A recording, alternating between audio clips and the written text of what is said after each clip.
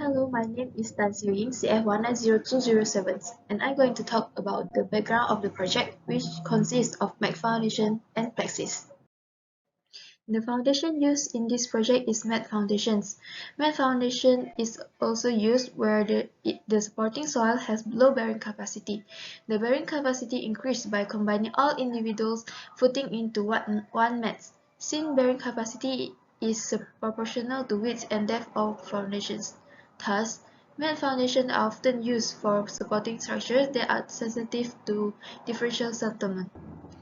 As for the case study for this project, originally foundation designed for project 4-story Asrama Kelompak, Yayasan Terengganu had used pilot system. After project awarded to contractor proposed conversions of foundation system from piling to mat foundation with its reason will be able to accelerate again building process later apart from cost factor that can be saved to clients. After client consented the proposal, then, geotechnical engineer is challenged to suit the soil conditions are suitable for the use the mat foundation and to make sure the bearing capacity and settlement adequate. Next is the software that will be used in this project. In this project, we will use the Plexis 2D. The Infinite Implement Program Plexis was created specifically for the study of stability and deformation in geotechnical engineering applications. Then with unique characteristic, Plexis can handle many facts of intricate geotechnical constructions. Plexis makes it possible to simulate how structure and soil interact. That's all for me. Thank you. Hello, my name is Nur Khalisa and I will be presenting about the methodology where I will be briefly share about the soil profile, soil properties and the procedures of Plexis. Based on the site investigation report, 4 boreholes were penetrated for the purpose of ground improvement where the subsoil data was then acquired as shown in the figure here. According to the borelog data, the soil consists of 3 main layers that include silty clay and clayey silt, silty clay, and finally silt and sand, where these soil layers are classified to be low stiff soil, medium stiff soil, and very dense soil, respectively. The soil properties, on the other hand, were also obtained from the site investigation report, where it exhibits several parameters as shown in the table above.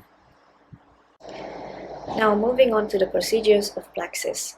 Based on the information acquired from the site investigation report, the data is analyzed by using Plexis 2D, where it focuses on generating the results needed according to the simulated model from the software.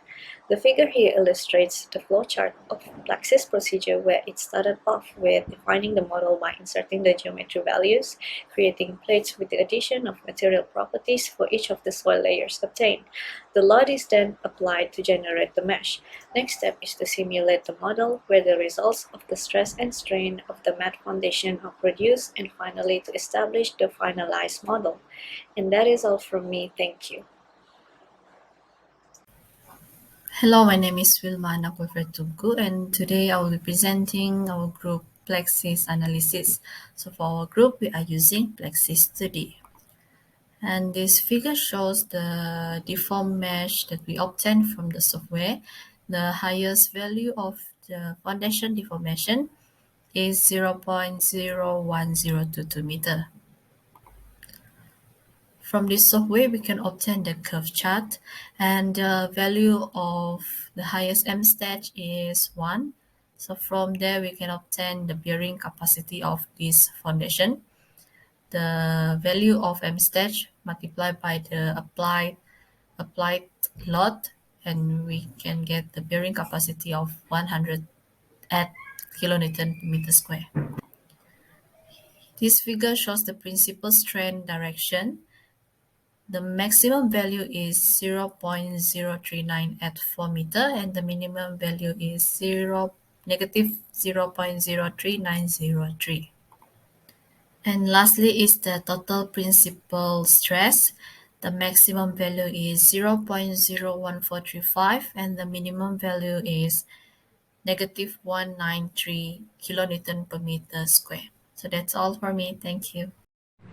Assalamualaikum warahmatullahi wabarakatuh. My name is Nur Hazimah Husna binti Abdul Halim. My metric number is CF190151. Today I will present about the bearing capacity and stress strain of mat foundation.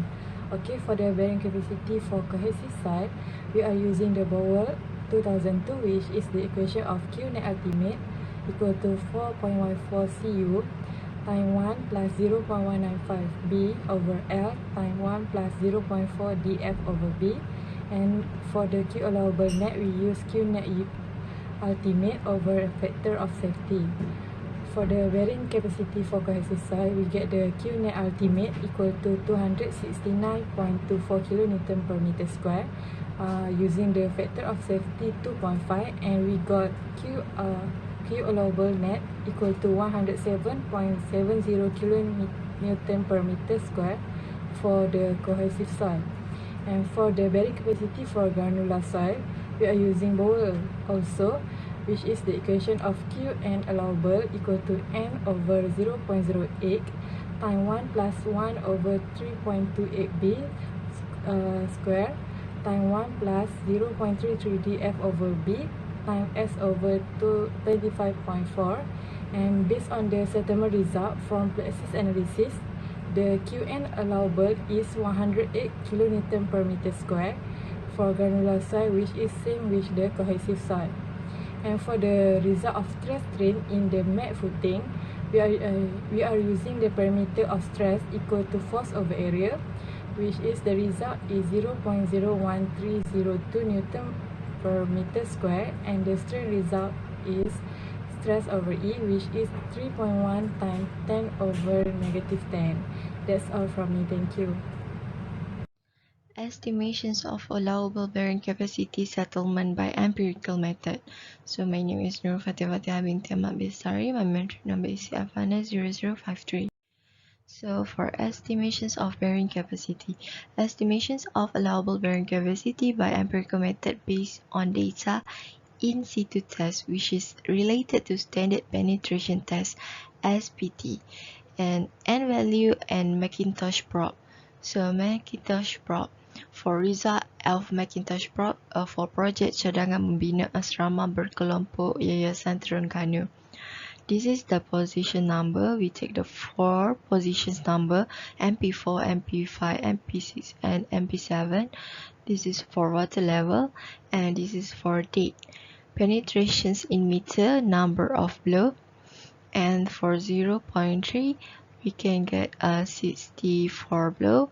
For 0.6 get the 85 blow, and the rest was stated in report. Next is Macintosh probes result of allowable bearing capacity with the same of project cadangan membina asrama berkelompok Yayasan Terengganu with the same positions, water level and date. For the penetrations in meter, allowable bearing capacity for 0.3175, and for 0.6 280, and for 0.9 is OOR, which is out of range. So next is summarized result for BH at 4, which is BH1, BH2, BH3, BH4. In BH1 in the depth of 22, which is N is 222, allowable bearing capacity is OOR, which is out of range. For BH2 in the depth of 21, N is 2, M is 211, which is allowable bearing capacity is OOR, out of range. And BH3 is in the depth of 9, M is 79, and the allowable bearing capacity is 240. For BH4 in the depth of 8, so allowable bearing capacity is 190. So this is of comparison of result. For summarize of comparison, for calculation method MP in positions of MP7, the data N is 72, the bearing capacity allowable is 205. For SPT BH4, N is 8 and the bearing capacity allowable is 190. For cohesion soil in a BH4, N is 8, Cu is 47.88, and the bearing capacity allowable is 108. For granular soil, pH 4, N is 8, S is 25.52, and the bearing capacity allowable is 108. So that's all. Thank you.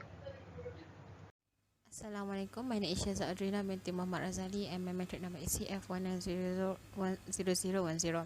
For the comparison of Part 6 and manual calculation, as can be seen from the table, there is a significant difference between the manual calculation and the Part 6 software. For the stress, the manual calculation got 0.01302 Newton per meter squared, and for the Plaxis, we got 0.01435 exponent negative 12, which is much smaller than the manual calculation. For the strain, we get 3.1 exponent negative 10, and for the Plaxis we got 0.03984, which is much bigger than the manual calculation. And for the bearing capacity, the manual calculation and the Plaxis software are same. As for the conclusion, throughout this study, we are discussing about the settlement of the foundation for the proper structure, which is the asrama berkomplok for Yayasan Terengganu Besut.